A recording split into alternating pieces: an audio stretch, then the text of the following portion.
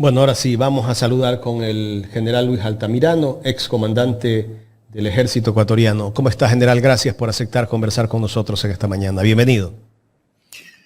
Buenos días, muchas gracias por la invitación. Un saludo cordial a las personas que nos ven y nos escuchan en este momento. General, para entrar un poco con el testimonio que pusimos de la persona que estuvo el día de ayer en la posta, el señor Reynoso, Eduardo Reynoso, alguien que se dedicaba al tema de comunicación o se dedica al tema de comunicación en el Ministerio de Defensa, ha tenido que ver algo con el contrato que se firmó con esta empresa que había sido declarada incumplida en un contrato con el tema de la Policía Nacional. ¿Qué lectura darle a todo este contexto? Mire, no puedo expresarme sobre la situación de esta persona porque no conozco.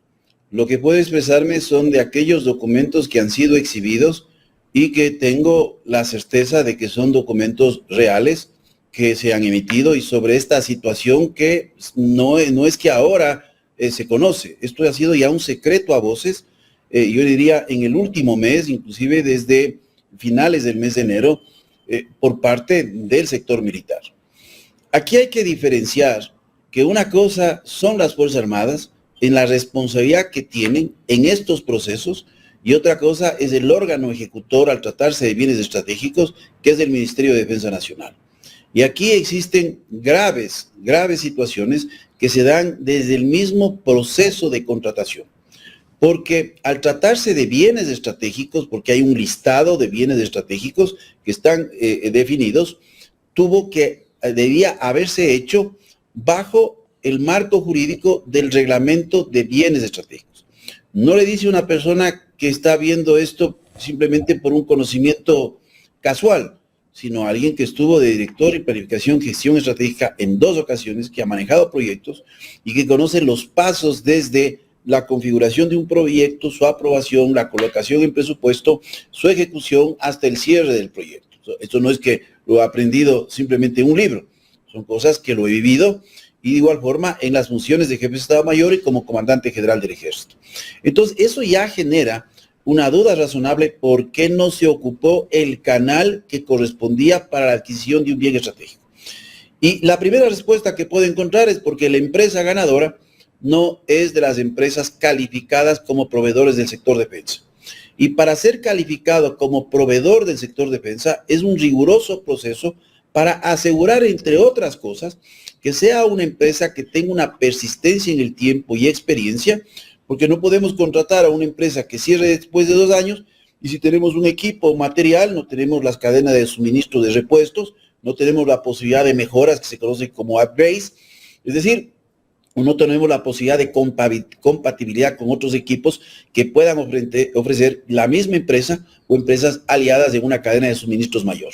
Entonces, hay varios elementos, inclusive de carácter jurídico, y uno de ellos es que no sea contratista incumplido, porque para calificarse como proveedor de defensa es una condición básica que no esté en la lista de contratistas incumplidos con el Estado. Entonces, esto ya genera una primera lectura de por qué se hizo de esta forma. Un segundo aspecto, es extremadamente raro que en el contrato se determine como administrador del contrato al subsecretario de Planificación y Economía de la Defensa. Y le dice una persona que ha trabajado en esa área. No es normal porque son de los órganos ejecutores para el manejo de todo el proceso los que tienen que designar y normalmente han sido militares. Aquí no han participado directamente las Fuerzas Armadas en este proceso. Eso tengo que indicarle. Entonces hay graves falencias en la parte legal de este procedimiento de compra. Además, cuando se hace referencia en el propio contrato de las pruebas en fábrica, se determina que tiene que haber un representante de cada fuerza y que tienen que ser técnicos. Esto no se cumple. El día de ayer, el ministro de Defensa, en una entrevista que hizo a Radio Centro de Guayaquil con Carlos Vera, exhibe unos documentos. En estos documentos se puede ver los nombres. Y le puedo mencionar que a mí me llama mucho la atención, porque dijo que estas son las personas que hicieron la verificación en fábrica. Bueno, ahí están 2 de las personas que presentan un informe negativo, que no viajaron a la fábrica.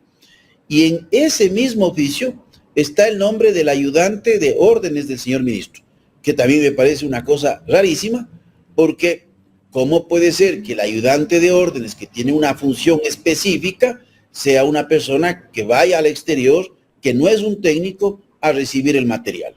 Entonces son cosas que le digo, no es que ponen en tela de duda a las Fuerzas Armadas, es el órgano de la Administración de la Defensa, el Ministerio de Defensa, el que comete una serie de irregularidades legales y que generan dudas razonables ya solo sobre el proceso administrativo que se ha venido dando desde su etapa precontractual a su etapa contractual. General, usted dijo que la empresa no tiene tal vez la trayectoria aquí en nuestro país, no tiene una representación. Mire, para hacer el proceso a través de bienes estratégicos, es decir, bajo el marco jurídico del reglamento de bienes estratégicos, cumpliendo la normativa de la ley del Sistema Nacional de Contratación Pública, ley orgánica, en donde excluye las compras de bienes estratégicos bajo ese marco jurídico, tiene que hacerse bajo esta reglamentación. Y esa reglamentación exige que solo se puede hacer a través de empresas proveedoras calificadas. Esa empresa no está calificada por el sector defensa. Entonces, se genera la duda, ¿por qué no se hizo si ahí hay un banco de datos de empresas que proveen este tipo de material? Y que inclusive, al hacer bajo ese marco, se mantiene la reserva. Por eso a mí me parece extraño cuando dice el mismo ministro de que este documento reservado, bueno, yo le digo al ministro, ese documento circuló hace 3 semanas en varios WhatsApps, circuló también en una red social, claro, uso documento reservado, pero si lo hubiese hecho a través de bienes estratégicos, no hubiese circulado, porque también le hago notar al ministro, esto está en el CERCOP. Entonces, más allá del membretito que le pueda poner, las seguridades de ese documento no es lo mismo cuando se maneja a través de la coordinación de bienes estratégicos del Ministerio de Defensa Nacional. Entonces, el camino por el cual se ejecute esta compra ya es un camino totalmente equivocado. ¿Y las pruebas que hicieron el día de ayer, esas pruebas son correctas? Mire, lo que se hizo el día de ayer, con todo el respeto, yo lo puedo subsumir en una sola palabra, un circo. Porque las pruebas de las normas NIJ 010106 para el nivel 3A son pruebas altamente rigurosas y bajo condiciones controladas. Entonces, ayer le digo, solo faltaban que nos cuenten otra historia, porque a mí se me causa gracia lo que se hizo ayer, y con todos los medios de comunicación. Las normas N3IA, bajo la configuración de la norma NIJ 06, establece, por ejemplo, que estas pruebas tienen que realizarse sobre 27 chalecos, que estas pruebas tienen que realizarse con el chaleco en condiciones de haberse sumergido en agua 30 minutos previo a la prueba, con la finalidad de colocarle al chaleco las condiciones más débiles frente a un uso continuo bajo condiciones de sudor o de lluvia. Eso no se ha hecho. Y para verificar los niveles de impermeabilidad interna. Las pruebas tienen que hacerse, primero, disparando el arma, utilizando un trípode fijado para garantizar que los proyectiles sean impactados sobre el chaleco con un ángulo de 30 grados y otras pruebas que se hacen de 45 grados sobre el chaleco. De igual forma, estas pruebas tienen que hacerse en determinadas partes del chaleco. Por ejemplo, se exige en los bordes. Hay todo el diseño de la prueba, porque le digo, yo he asistido a estas pruebas, en donde los impactos tienen que estar aproximadamente a 5 centímetros de borde, que son los lugares más débiles del chaleco. Y de igual forma, en la parte central, cumpliendo un círculo con una serie de disparos, y por eso se efectúa con un trípode, no lo hace una persona, cumpliendo una serie de disparos, en un diámetro de 10 centímetros y se hace en una cantidad suficiente de tiros para determinar los niveles de resistencia y de contención al interior de las diferentes capas que existen y de la placa balística. Y a eso también se hace una medición del nivel cinético del impacto en el chaleco, porque más allá que usted perfore el chaleco o no perfore, una persona puede morir por el impacto. La norma establece que máximo puede haber un nivel de deformación de 44 milímetros. Esto es 4 centímetros, 4.4 centímetros. De tal forma que si alguien recibe un impacto, no hay la perforación, el daño por el golpe no vaya a destruir un órgano interno. Por ejemplo, el hígado, que se le explote el hígado, o que rompa una vértebra y se astille en el cuerpo. Entonces, todos estos elementos se miden y se consideran. Entonces, lo que se ha hecho ayer no tiene nada que ver con los estándares, y por eso, si usted ve los informes, el pedido que hace el ejército es porque cuando recibe los chalecos, no tiene una garantía porque no asistieron a las pruebas las personas que tenían que asistir. Y la persona que firma y que dice el ministro que tiene intereses oscuros, le digo que es un ingeniero en armamento, graduado en Chile, con 5 años de estudios, entre ellos de mecánica, de electrónica, de balística. Entonces, no es una persona con oscuros intereses, es una persona que está cumpliendo su función, una disposición superior del comandante del CLT de verificar la calidad. El ejército hace esto normalmente. Cuando yo he estado en diversas funciones y se ha pedido que se verifique, porque vienen con pruebas ex-works, cuando se entrega ex-works en fábrica, se ha autorizado. Yo no me opondría jamás. Pero esta forma de oponerse a que se efectúen las pruebas se genera dudas. Y sobre todo porque la prueba que se realiza en donde no les dejan participar en la fábrica de municiones, sin personal de la fábrica de municiones, se hace con un gramaje que produce una velocidad de salida de cañón de 319 metros por segundo, muy inferior a la norma 2A, no se diga a la norma 3A, que tiene cerca o alrededor de 430 metros por segundo de velocidad de salida. Entonces, esto genera técnicamente una serie de dudas. El espectáculo que se hizo ayer, por no decir otra cosa, es terrible, porque tenemos a un brigadista de campaña, que es el ministro de Defensa Nacional, conduciendo supuestamente operativos, cuando una cosa es hacer una visita a las tropas y otra cosa es estar en este tipo de situaciones mediatizando el tema de la seguridad, cuando tiene que estar sentado estableciendo la estrategia de seguridad, dando un seguimiento, porque lo que tenemos es una deficiencia de una conducción política de esta guerra que claramente es ineficiente. General, es decir, los chalecos no solamente que tienen que evitar que traspase la bala, sino también amortiguar. La deformación del chaleco, porque una deformación mayor, sin que usted reciba el proyectil al interior del cuerpo, usted puede morir por el golpe o recibir un daño de carácter permanente. Y esas pruebas deben de hacerlas que en un lugar donde tengan todas las características Esas pruebas de chaleco se pueden hacer en el país. Las pruebas de casco, que es otra cosa, no se pueden hacer en el país. Porque mire, las pruebas de casco, el casco se marca en sus diferentes partes de la curvatura, de acuerdo a la norma, con la finalidad de que se dispare con un láser, se apunta con un láser, el láser lo que produce una luz roja sobre el casco, una arma que está sobre un trípode, y aparte de eso, recuerde usted que se hacen con diferentes tipos de arma, porque una cosa es una ojiva de carácter circular y una ojiva puntiaguda, y ojivas que tienen aleaciones diferentes. Entonces, cuando se impacta sobre el casco, se va impactando en secuencia en estos puntos, y se va girando automáticamente con un instrumento que no se dispone en el país, y se evalúa. Le digo que esto es importante porque, mire, yo tuve la oportunidad en una de las operaciones que nosotros condujimos, en donde participaba la policía, y en esa operación un policía falleció y el otro policía, hasta la que yo supe, quedó prácticamente en coma, porque recibió un impacto de 7.92 de un fusil Mauser. No voy a explicar cuáles fueron las consideraciones de cómo se dio esto, una emboscada, prácticamente disparado a 10 metros de distancia. Entró la ojiva por el casco del policía que estaba en un camión militar, salió por el otro lado y se metió en el casco de la otra persona, alojándose en el cerebro. Esto es real. Entonces no estamos hablando de simplemente un casco. Ese casco que llevaba el policía, lógicamente, no tenía ninguna condición de seguridad. Ahí vemos que es necesario que se compren de acuerdo a estándares. Que aquí se diga que es proveedor del FBI, primero que no sabemos. Y aquí estamos en Ecuador, hay que cumplir la normativa nacional.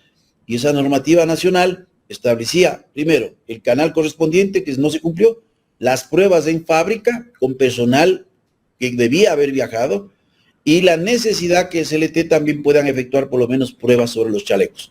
Pero todo esto ha habido una negativa que genera zozobra, que genera inseguridad, porque se está poniendo en peligro la vida de los soldados, del soldado, del cabo, del sargento, que está en el terreno, del subteniente, del teniente, del capitán, que son los que están ahí en el terreno todos los días. Entonces no se puede obrar de esta forma.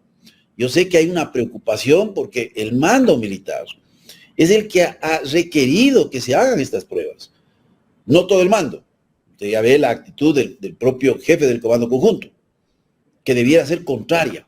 ¿Por qué impedir que se hagan las pruebas? Ayer veíamos a la Contraloría con la intervención de una empresa, un tercero, que puede efectuar esas pruebas en el país y determinar. No es cualquier chaleco que se coge. Se escogen los 27 chalecos de diferentes lotes al azar. No es el que yo entrego, porque puede ser que tengamos un chaleco que sí tiene las condiciones. Entonces, todas esas cosas generan dudas razonables de por qué este tipo de obstrucciones que nos llevan a estos espectáculos, que no le hacen bien a Fuerzas Armadas, porque no son Fuerzas Armadas las responsables de esto, sino el Ministerio de Defensa Nacional. Hay órdenes que tienen que ser cumplidas. Hay Fuerzas Armadas que están cumpliendo una gran tarea bajo difíciles situaciones, lo propio la Policía Nacional, con un escaso presupuesto que también lo expuse en estos días y estoy presentando en Flaxo un trabajo en el 4 de abril sobre las situaciones de presupuesto y las deficiencias en la gestión, primero en la asignación y gestión, porque la asignación que se ha recibido de 16 entidades de seguridad, CIES, Ministerio de Defensa, Ministerio del Interior, Policía Nacional, Ciencias Forenses, el Consejo Nacional de la Judicatura, que tiene que ver con seguridad, Fiscalía, etcétera, es menos del 30% del valor adicional que se recaudó del IVA. Entonces, una cosa es lo que se dice y otra cosa es lo que se hace. No nos debemos confundir. General, ¿cómo ve usted la postura del jefe del Comando Conjunto de las Fuerzas Armadas, el general Vela? Justamente el día de ayer estuvo allí en ese sitio donde se hicieron las pruebas, ¿no? Casi que le decía todo sí. Cada persona deberá responder frente a estas posturas que se ha tomado. Lo lógico es generar la transparencia y el paso para que las pruebas se realicen como deben ser realizadas, verificadas con la presencia de técnicos, con la presencia del administrador del contrato y con la presencia de los fabricantes. Esto se hubiese subsanado si se hubiese hecho con la comisión que tenía que ir y se hubiese subsanado con los requerimientos, porque esta no es la primera vez, no solo el comandante del ejército, sino cuando cumplí la función de director de planificación y gestión estratégica. Recuerdo los administradores de proyecto y los administradores de contrato que decían: mi general, se van a efectuar pruebas sobre estos equipos.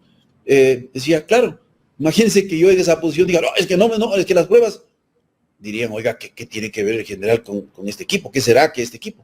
Todos los equipos de comunicación, raciones, por ejemplo, de combate, para alimentación, munición, todos los equipos son sujetos a pruebas de acuerdo a normas internacionales que para cada equipo existen. ¿Y para estas compras no hay expertos de las Fuerzas Armadas que participan dentro de la comisión de compra?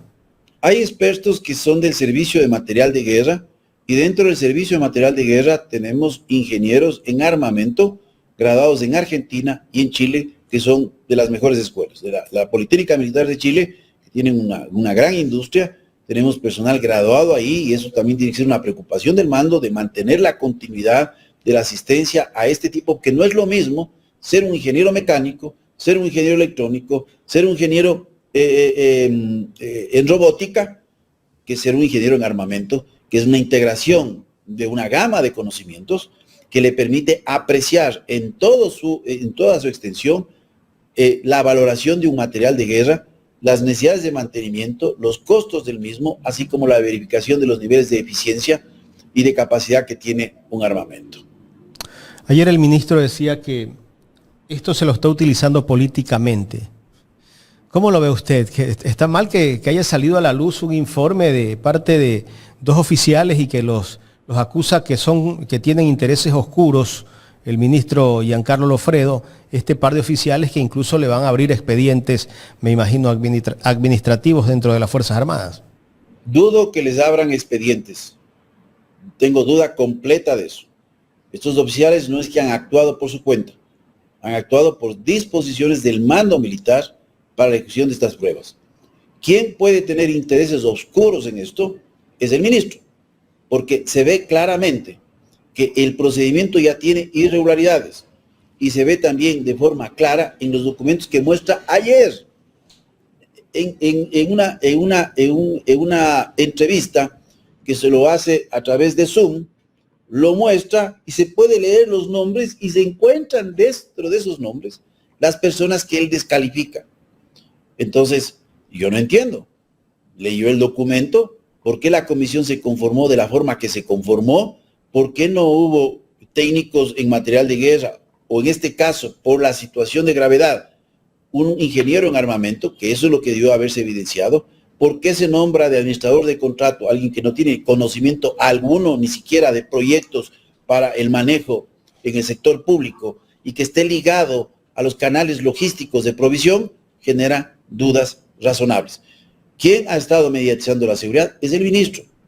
Y el ministro lo ha mediatizado, como le digo, en esta presencia en territorio, al frente de operativos, utilizando estos cascos y estos chalecos, cuando esa no es la función de él. Y mediatiza generando estas alertas y estas alarmas que nos tiene acostumbrado el gobierno, porque el gobierno vive de esto. Primero genera una alerta y todo el equipo de trabajo tiene que ir a recoger sus errores. Entonces, alerta de las 2.000 hectáreas. No han habido las 2.000 hectáreas. ¿Por qué no lo procesó a través de la Inteligencia Nacional y se verificó a través de las agencias con un plan de búsqueda, análisis y determinación de resultados? No se lo hizo. Se quiso vender un material a Ucrania, a Estados Unidos para llegar a Ucrania. Absurdo. Yo no sé si alguien en el Ministerio de Defensa en ese momento le dijo, discúlpeme, aquí hay un acuerdo firmado, aquí hay normas internacionales de traspaso de material, ya sea completo o de partes del mismo, pero se anuncia, ¿y cómo quedamos? Discúlpeme, quedamos pésimo, porque a la final Rusia, de una forma inteligente, nos dice, no vamos a recibir su banano porque hemos encontrado este gusanito, que no fue así. Y después le dice, hay una mosquita en sus claveles. ¿Qué tuvo que hacer el Ecuador? Dar un paso atrás. Así es. Lo propio que ocurre con la amenaza de poner 27% de aranceles a México. Una decisión de esas, de ser necesaria, porque esto era un absurdo mediatizado, para sacar esas emociones negativas de la gente sobre México por las circunstancias que se dieron de un asalto a la embajada, que no le va a dar la razón jamás la Corte Internacional de Justicia. Desde ya le digo.